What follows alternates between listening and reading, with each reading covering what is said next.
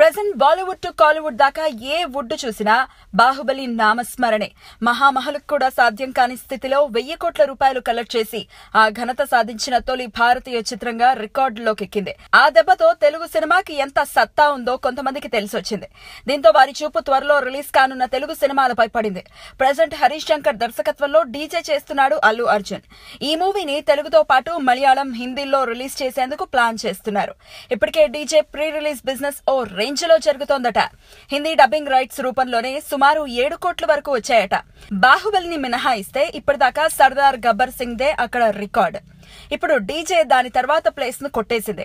అంతకుముందు Pawan Sardar Gabbar Singh 8,25,00,000ను Hindi dubbing rights రూపంలో సొంతం చేసుకుంది. బాహుబలి స్ఫూర్తితో డీజే కూడా అక్కడ సత్తా చాటాలని కోరుకుందాం.